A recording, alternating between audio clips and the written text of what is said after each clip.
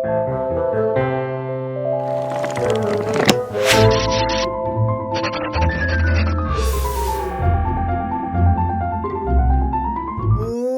up, everybody? Mr. Forrest back with another episode of Ed Goes Underwater for Epic Bible Fun 2021.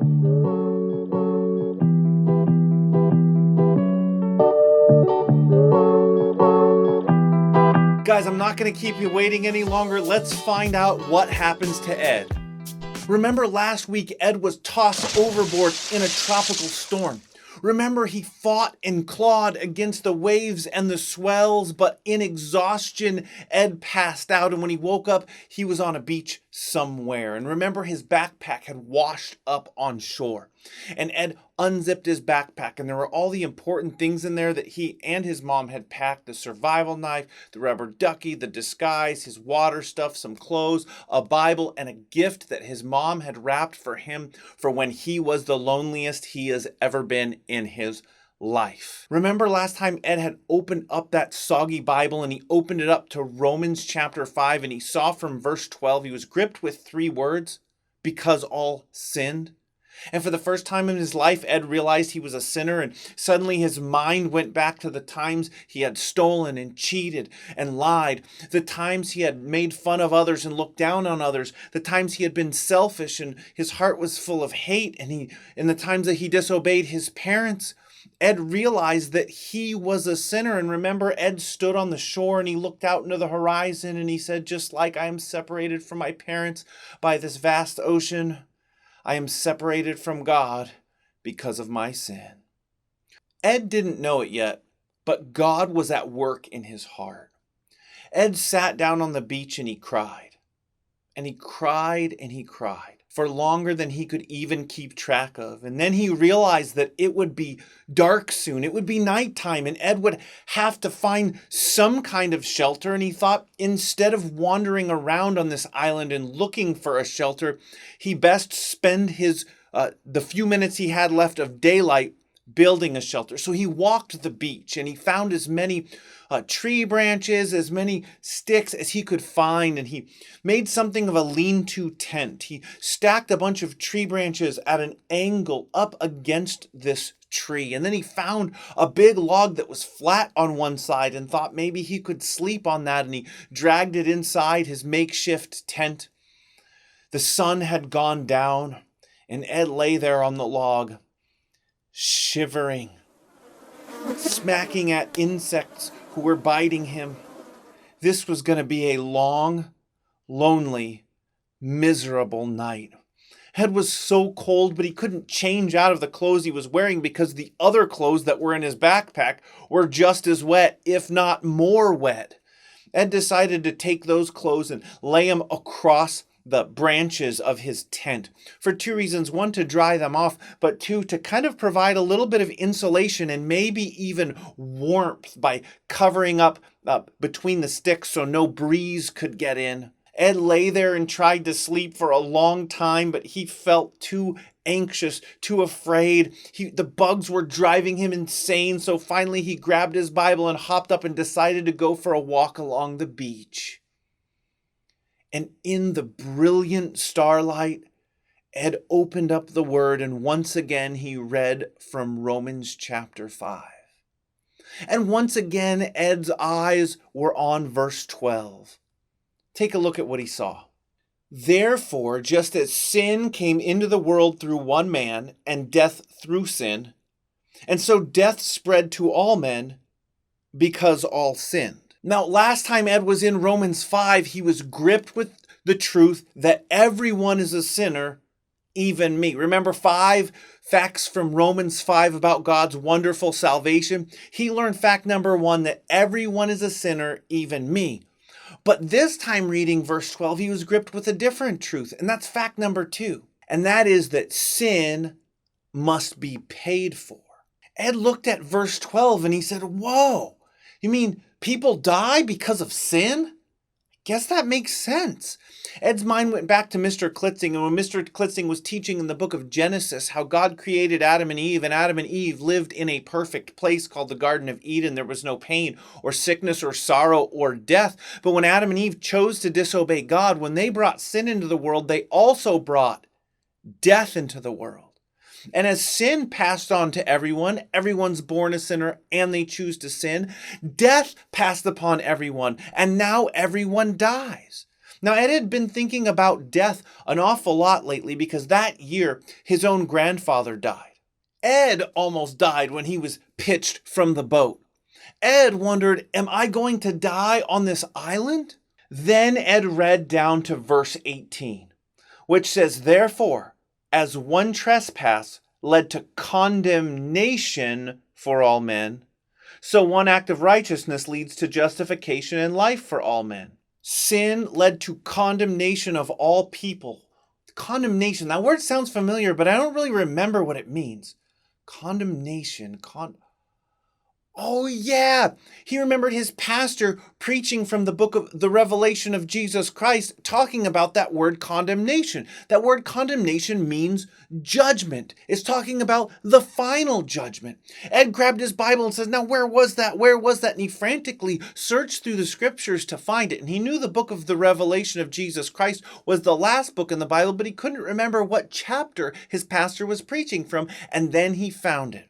It was chapter 20, verses 14 and 15. Check it out.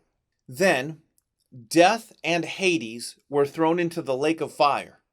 This is the second death, the lake of fire.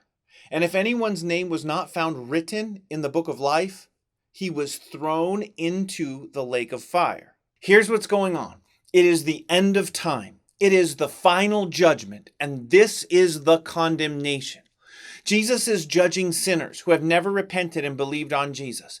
Jesus is judging Satan for all of his crimes against God. And the final judgment, the condemnation, is that those people and Satan are taken and thrown into a terrible place of separation from God forever, that the Bible calls the lake of fire or the second death. You see, death is a judgment for sin, but it's not the final judgment for sin. It's one step closer to the final judgment for sin. Hell or Hades isn't even the final judgment for sin. It's just another step of judgment for sin on the way to the final judgment for sin or the condemnation. The final judgment for sin or condemnation is called the second death or the lake of fire. And Ed was putting it together in his head. If I'm a sinner, which I am, then I'm doomed to this condemnation. I'm doomed to the judgment for my sin. I'm doomed to be separated from God forever because sin must be paid for. Ed used to think that when somebody died, they were like, dead. And that was it. But now Ed was realizing that is not the end. The Bible teaches that people die and then they go to judgment. Ed was thinking about all of this and he was becoming exhausted.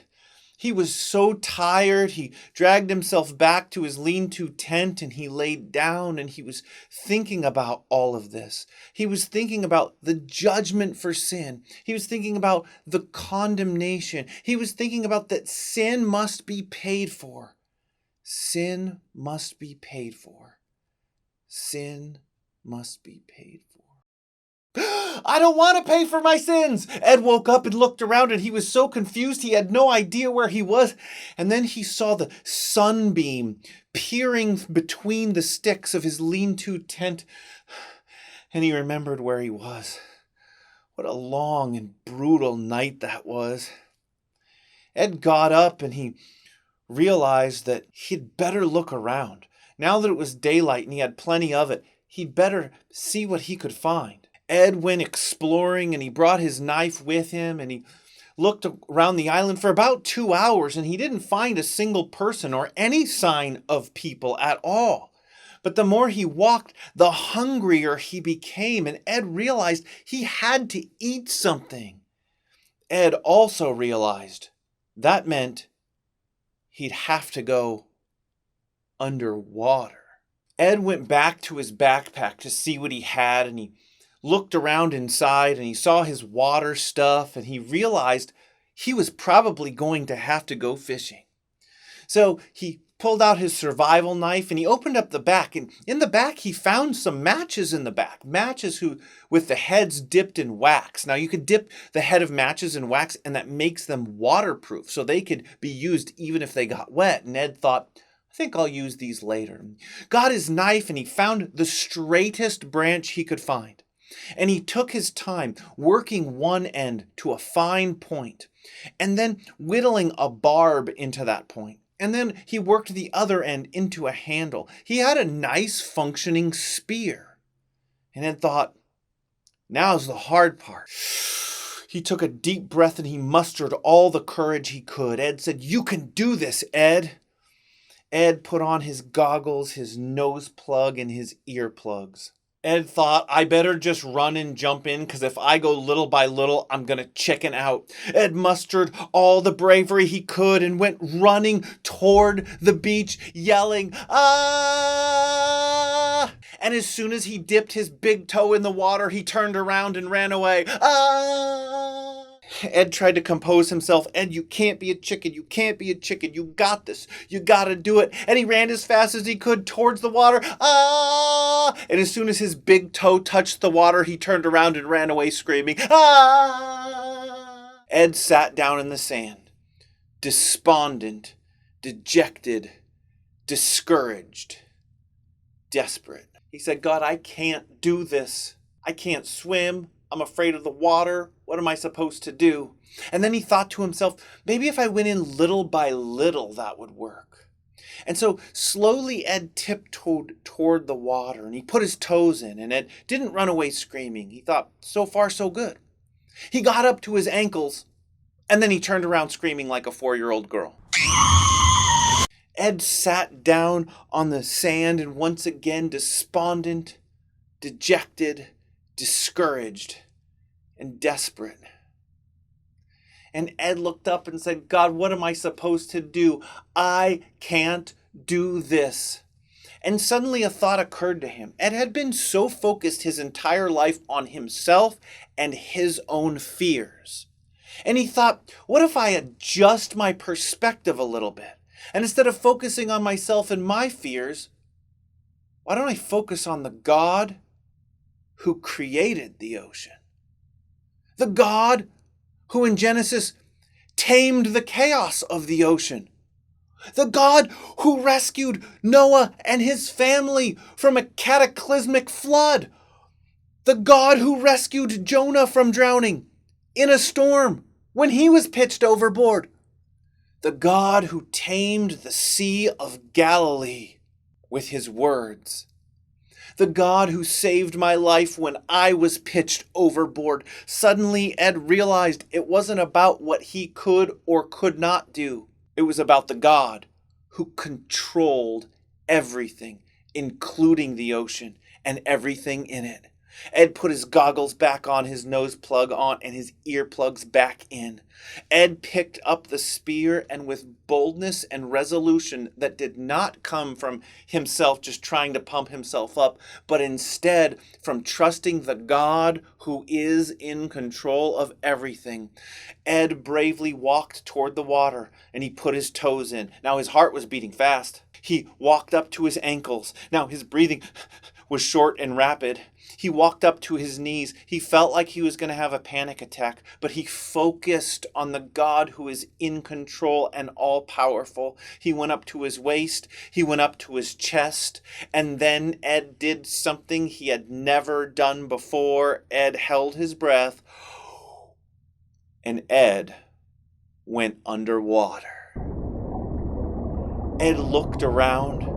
And it was a beautiful world that he had only seen on television before. There were tropical fish everywhere, and they didn't seem to be afraid of him.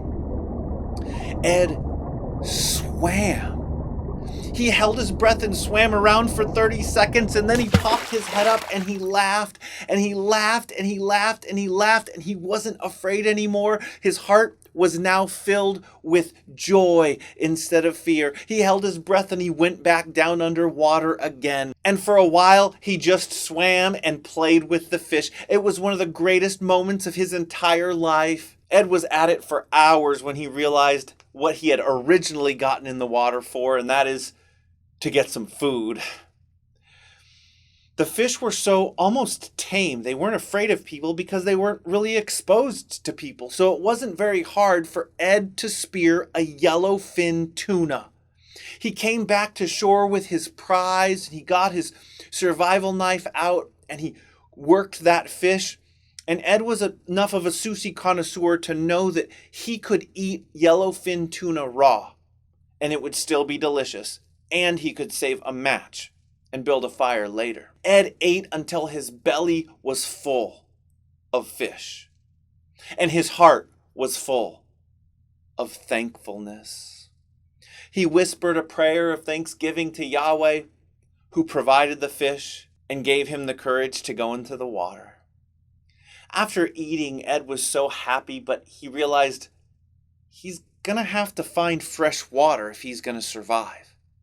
So once again, Ed prayed, God, please lead me to fresh water. Once again, Ed grabbed his survival knife and he went on an expedition into the jungle. Ed was careful not to touch any plants he did not recognize. He didn't want to get poison oak or poison ivy or anything else like that. Ed looked around for berries because berries could be a good source of hydration, but he didn't want to eat any berries he didn't recognize because he could accidentally eat a poisonous berry. As Ed walked, he would carefully carve an arrow into some of the trees so that he could find his way back because he did not want to get lost on this island.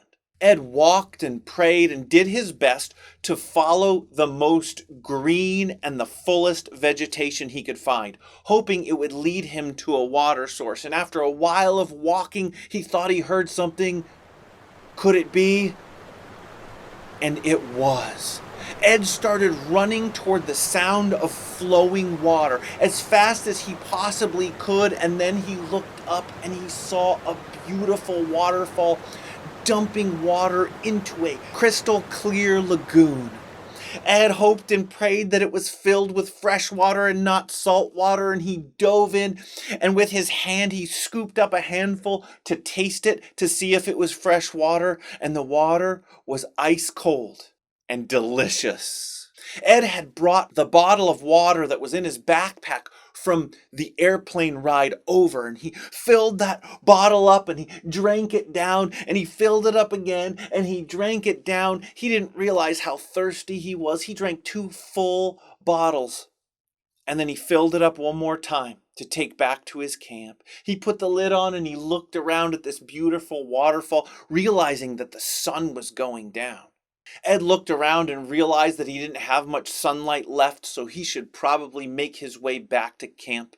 But he knew he'd return to this waterfall. He wanted to go for a swim in there. It was the source of his water. As Ed began his journey back to his campsite, he heard something in the brush beside him, and he looked and he saw a deadly fer-de-lance snake. The bite of a fer-de-lance snake left no hope for Ed's survival. Ed froze and stayed perfectly still, and he looked around for some kind of a long weapon to use, but he couldn't see one. Now he had his knife, but his knife was too short. If he went to jab at the snake would easily strike and Ed would be a goner. Ed didn't see anything.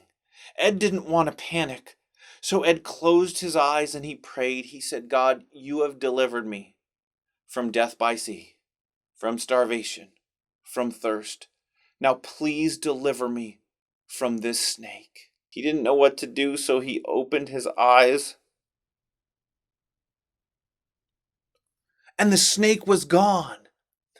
Ed shouted a praise to Yahweh this time. He was so happy, he was so excited, and the sun had gone down, and now he couldn't find the arrows he had carved into the trees.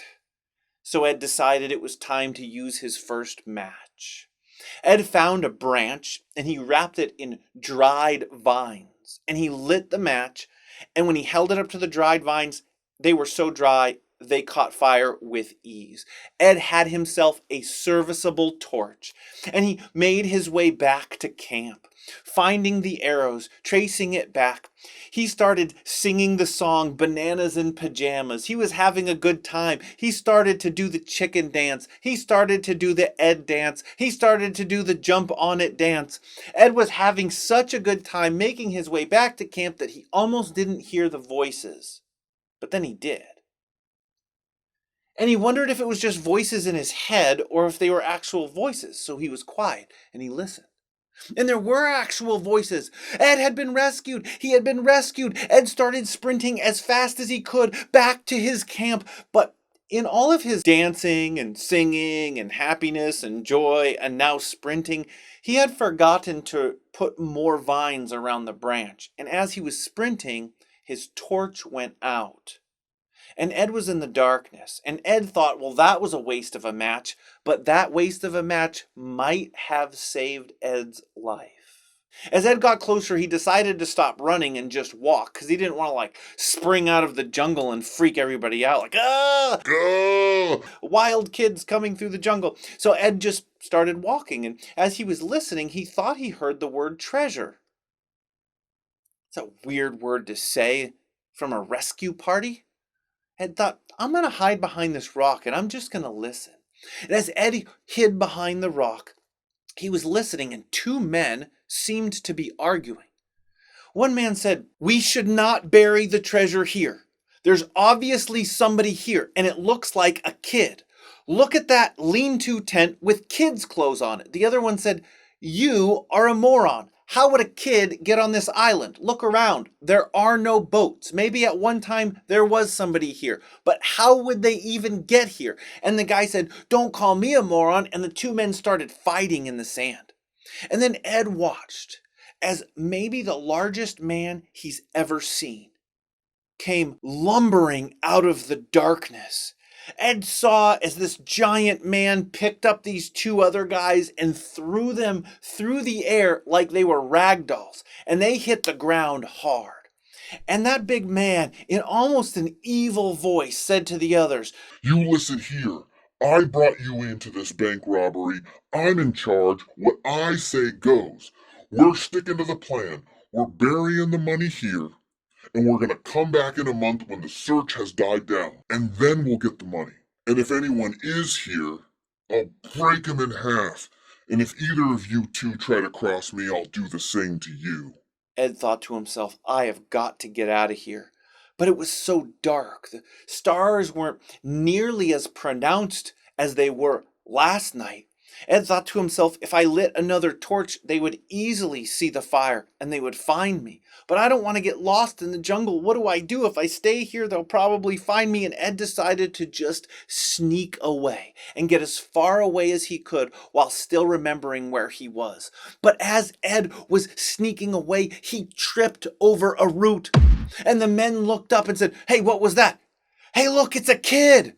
Get him! Ed heard their footsteps coming closer and closer, and Ed rolled over on his back just in time to see four men closing in on him. What's going to happen to Ed? Will he be caught? Will he escape? Find out next week. Guys, did you know that the Bible teaches that everyone is a sinner, even me?